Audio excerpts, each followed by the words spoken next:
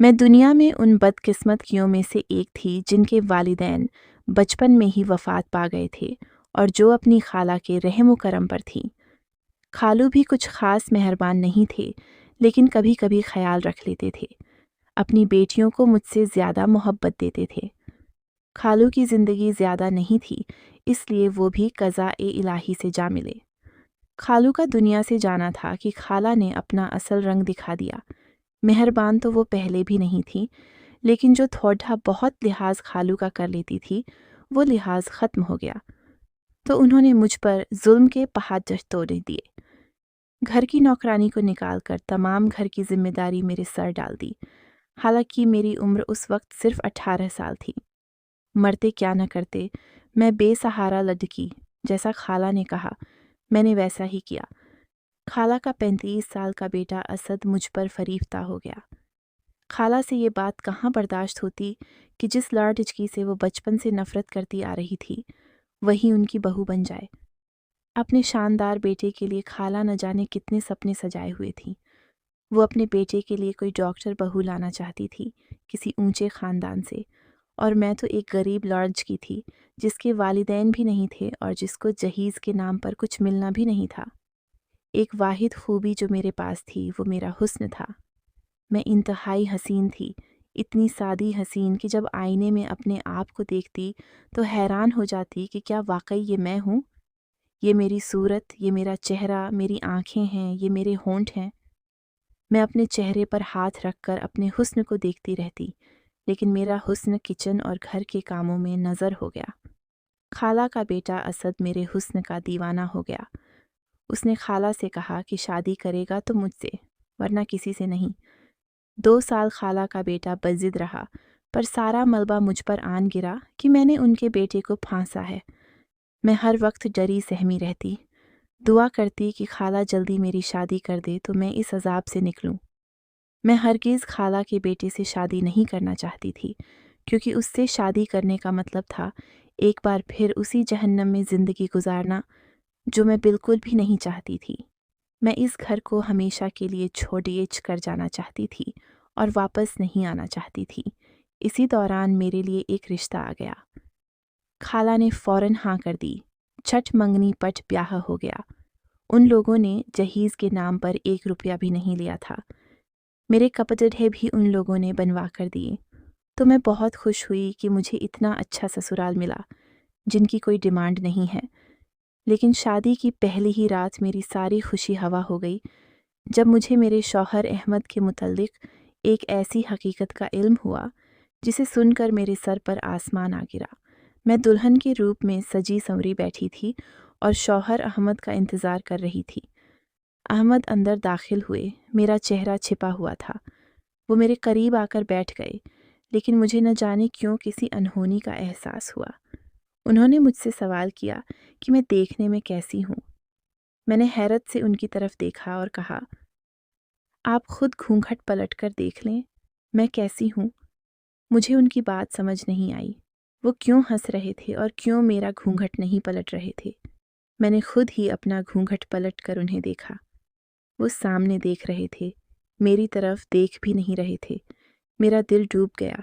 मैंने उनसे कहा, आप मुझसे नाराज़ हैं या आप इस शादी से खुश नहीं हैं जो मुझे देख नहीं रहे। वो फिर से हंस दिए। मुझे उनका रवैया अजीब सा महसूस हो रहा था।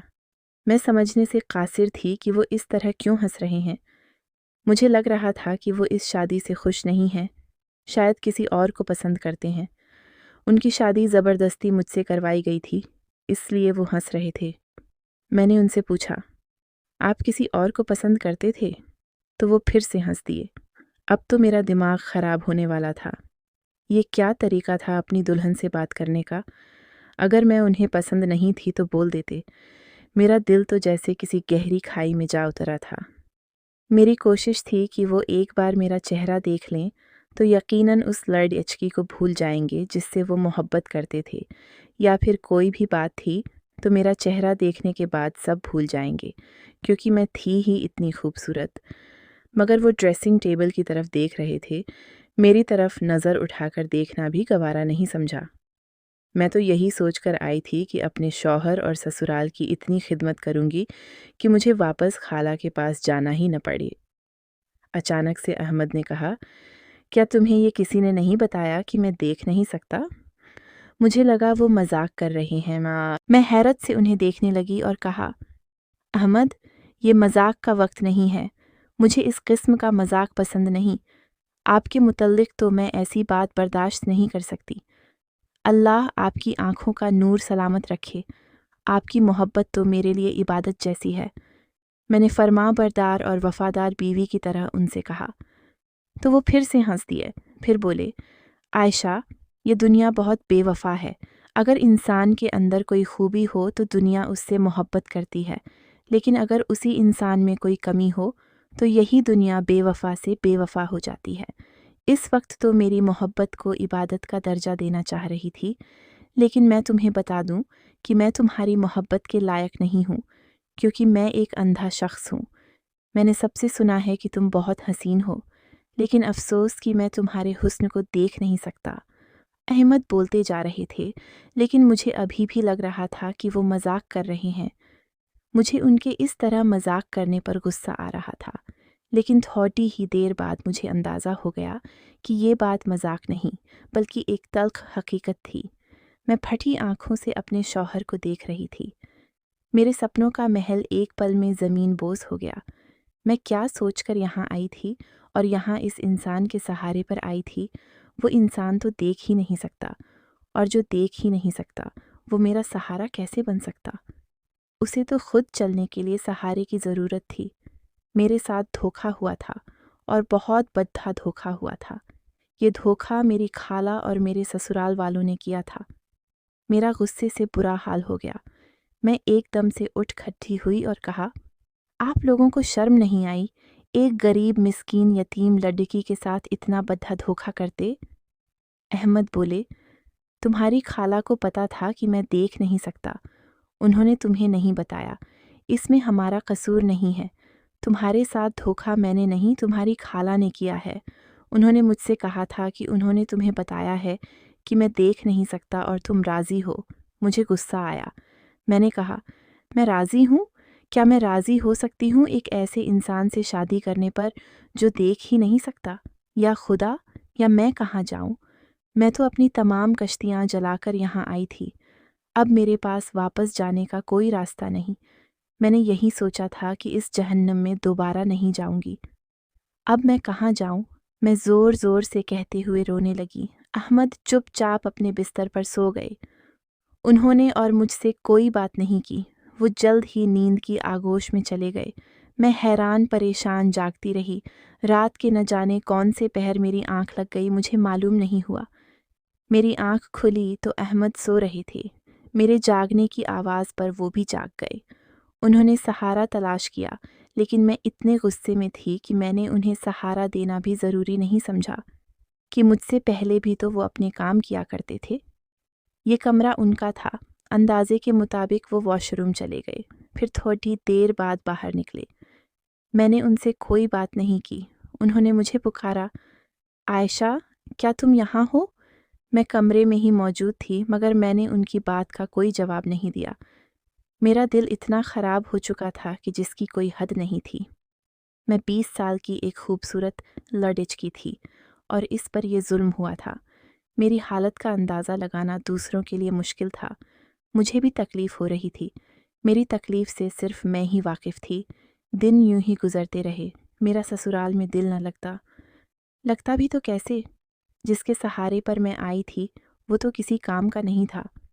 میری ساس نے مجھ سے کہا کہ تمہاری خالہ کو ہم نے ہر حقیقت سے آگاہ کیا تھا۔ انہوں نے کہا کہ تم راضی ہو، انسانی ہمدردی کی خاطر احمد سے شادی کرنا چاہتی تھی۔ مجھے وارث چاہیے تھا، اب مجھے تم وارث دو گی۔ اپنی ساس سے بات کرنے کے بعد مجھے احساس ہو گیا کہ میرے سسرال والوں کا کوئی قصور نہیں ہے۔ انہوں نے میری خالہ کو اندھیرے میں نہیں رکھا، لیکن میری خالہ نے مجھے اندھیرے میں رکھا۔ تو کیا ضرورت تھی آپ کو اپنے اندھے بیٹے کی شادی کرنے کی؟ میں نے غصے سے اپنی ساس سے کہا۔ انہوں نے کہا تو مجھے بھی غصہ آ گیا۔ میں نے کہا، اندھے کو اندھا نہ کہوں تو اور کیا کہوں؟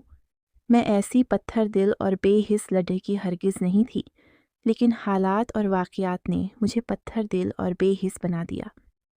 پہلے تو خالہ کے رویے نے مجھے پتھر بنا دیا، اب شادی کے بعد ملنے والے اس دھوکے نے مجھے بے حس بنا دیا تھا۔ دوسروں کے جذبات اور احساسات کی مجھے کوئی فکر نہیں تھی۔ میرے جذبات چکنا چور ہو گئے تھے۔ میں بری طرح سے ٹوٹ گئی تھی اور میری سمجھ میں نہیں آ رہا تھا کہ میں کیا کروں۔ پھر بھی میں نے بہت کوشش کی دل لگانے کی، لیکن میرا دل نہیں لگتا تھا۔ میں چاہتی تھی کہ میرے حسن کو سراہا جائے، میری تعریف کی جائے، مجھے میرا حق ملے۔ اب میں ہر وقت روتی رہتی تھی۔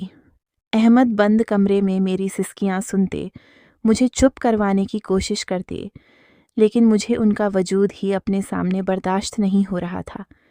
نہ جانے مجھے کیا ہو گیا تھا، میری شخصیت نگیٹو ہو گئی تھی۔ اسی دوران احمد نے کہا کہ وہ شہر سے کہیں دور جا رہے ہیں، واپسی پر انہیں دیر ہو جائے گی۔ ڈرائیور کے ساتھ جاتے اور ڈرائیور کے ساتھ آتے۔ وہ چلے گئے تو میں نے سکون کا سانس لیا۔ میں کام وغیرہ بھی کچھ نہیں کر رہی تھی کیونکہ مجھے بہت غصہ تھا۔ سارا کام نوکرانی کرتی، یہاں پر ہر سہولت تھی، نہیں تھی تو بس میرے دل کی خوشی نہیں تھی۔ آدھی رات کو پیاس کی شدت سے میری آنکھ کھلی۔ میں اٹھ کر کچن میں آئی، پانی پینے لگی کہ اچانک سے پیچھے سے کسی نے میرے منہ پر ہاتھ رکھ دیا تاکہ میں چیخ نہ سکوں۔ تم بہت خوبصورت ہو، میں نے جب سے تمہارے حسن کو دیکھا ہے تب سے تمہارا دیوانہ ہو گیا ہوں۔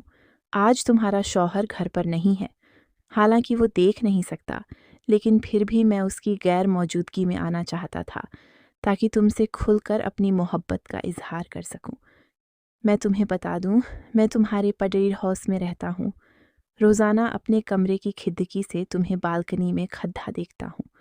مجھے افسوس ہے کہ تم جیسی حسین لڑکی کی شادی ایک ایسے انسان سے ہو گئی جو تمہارا حسن دیکھ نہیں سکتا۔ وہ میرے کان کے قریب سرگوشی کے انداز میں بولتا جا رہا تھا۔ میں نے آنکھیں گھما کر دیکھا تو اس نے نقاب پہنا ہوا تھا اور اس کی آنکھیں نمایاں تھیں۔ میں قسمت اور حالات کی ماری ہوئی لڑکی تھی۔ جب کسی اور کے منہ سے اپنے لیے تعریف سنی تو مجھے بہت اچھا لگا، بجائے اس کے کہ میں اس کی باتوں پر غصہ کرتی۔ مجھے اس کی باتیں اچھی لگیں اور ایسی ہی باتیں میں سننا چاہتی تھی جو میرے حسن کو سراہیں۔ میں نے اسے اشاروں میں کہا کہ مجھے بولنے دیں۔ اس نے میرے منہ سے ہاتھ ہٹا دیا۔ میں نے پوچھا، تم کون ہو؟ اس نے بتایا، میں تم سے محبت کرتا ہوں اور روزانہ تمہیں دیکھتا ہوں۔ میں نے اسے کہا، یہاں سے چلے جاؤ، میرا شوہر آ جائے گا۔ اس نے کہا، مجھے تمہارے شوہر کی خبر ہے، وہ کل صبح ہی آئے گا۔ لیکن پھر بھی مجھے اپنی ساس کا خوف تھا۔ اس رات تو میں نے اسے بھگا دیا، لیکن اب جب بھی احمد کام سے کہیں جاتے وہ آ جاتا۔ نہ جانے اس نے کون سا چور راستہ بنایا ہوا تھا۔ پہلے وہ کچن میں آ جاتا تھا اور اب میرے کمرے کی کھڑکی پھلانگ کر میرے کمرے میں آ جاتا۔ ہم دونوں باتیں کرتے اور وہ میرے حسن کی تعریف کرتا رہتا۔ میں سنتی رہتی اور مجھے اچھا محسوس ہوتا، لیکن وہ ہمیشہ نقاب ہی رکھتا۔ میں نے اسے کئی بار کہا کہ نقاب ہٹا کر مجھے اپنا چہرہ دکھائے، لیکن اس نے کہا کہ وقت آنے پر دکھاؤں گا۔ اس کی آنکھیں بہت حسین تھیں۔ اس کی آنکھوں سے اندازہ ہو رہا تھا کہ وہ ایک خوبرو جوان ہے۔ آنکھوں سے بھی زیادہ اس کی باتیں اچھی تھیں، یعنی کہ وہ گفتار کا غازی تھا۔ مجھے اس کی محبت بھری باتوں کی عادت ہو گئی تھی۔ وہ سارا دن فون کر کے بھی مجھ سے محبت بھری باتیں کرتا۔ میری زندگی میں جب کسی چیز کی کمی تھی وہ مجھے مل رہی تھی، لیکن ایک نامحرم سے، وہ تو میری تعریف کرنے سے قاصر تھا جو میرا محرم تھا۔ کافی عرصے تک یہ سلسلہ چلتا رہا۔ وہ احمد کی غیر موجودگی میں آتا رہتا۔ ہم باتیں کرتے، لیکن کبھی اس نے کوئی غلط حرکت نہیں کی۔ میری عقل پر شیطان نے پردہ ڈال دیا تھا۔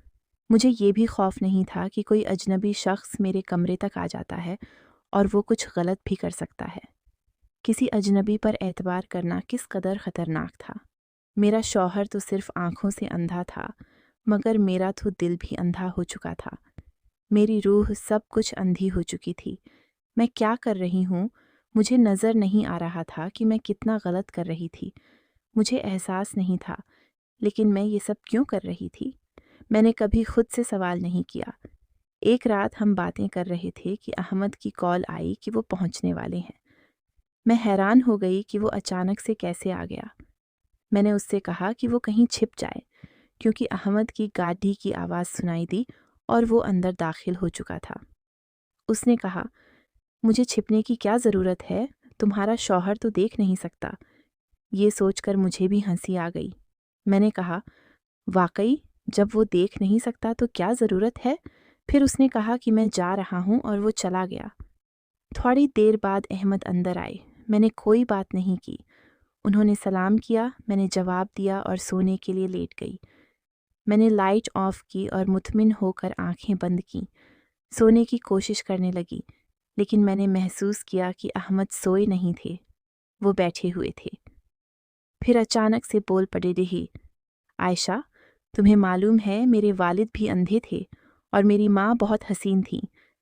خاندان والوں کے دباؤ میں آ کر میری ماں نے میرے والد سے شادی تو کر لی، لیکن ان کے اندر ایک ویرانی بھی ہمیشہ سے تھی اور انہیں ایک اندھے انسان کے ساتھ زندگی بسر کرنا بہت مشکل لگ رہا تھا۔ میں پیدا ہوا تو والدہ نے اپنا دل مجھ سے لگا لیا، لیکن پھر ان کا دل مجھ سے اٹھ بھی گیا۔ انہوں نے اپنا دل کہیں اور لگا لیا۔ اپنے کی غیر موجودگی میں روزانہ ایک غیر شخص ہمارے گھر آتا اور میری ماں اس سے باتیں کرتی رہتی تھی اور میں سنتا تھا مگر کچھ کہتا نہیں تھا۔ جیسے ہی احمد نے یہ الفاظ ادا کیا، میری جان نکل گئی۔ یہ تو میری ہی کہانی تھی جو مجھے سنائی جا رہی تھی، یعنی میری ساس کے ساتھ بھی یہی ظلم ہوا اور میری ساس نے وہی ظلم میرے ساتھ دہرایا۔ نہ جانے کیوں مجھے احساس ہوا کہ میری ساس نے اپنی محرومی کا بدلہ مجھ سے لیا۔ احمد نے پھر بولنا شروع کیا تو میں ہمہ تن گوش ہو گئی، لیکن مجھے کسی قسم کا خوف نہیں تھا۔ میرا بچپن ختم ہو گیا، یہاں تک کہ میرا لڑ ٹیچکپن اور پھر جوانی آ گئی۔ وہ شخص نہ جانے کہاں چلا گیا تھا۔ پھر میں اور میری ماں تھے اور میری ماں نے دوسرا بچہ پیدا کرنے کی زحمت نہیں کی۔ میرے والد اس دنیا سے رخصت ہو گئے۔ ساری زندگی میرے والد کو پتہ نہ چل سکا کہ ان کی غیر موجودگی میں کوئی ان کے گھر آتا ہے اور ان کی بیوی سے باتیں کرتا ہے۔ پھر میری ماں اتنی ڈھیٹ بن گئی کہ انہیں والد کی موجودگی اور غیر موجودگی سے کوئی فرق نہیں پڑتی تھا۔ میرے والد کے سامنے وہ شخص ہمارے گھر آتا، میری ماں اسے دوسرے کمرے میں لے جاتی اور ان کی باتوں کی آواز مجھے آتی۔ اس عرصے میں مجھے معلوم ہو گیا تھا کہ وہ میری ماں کا کوئی کزن تھا جو ان سے بے حد محبت کرتا تھا۔ مجھے اپنے والد کا دکھ ہوتا۔ میں نے انہیں کچھ نہیں بتایا۔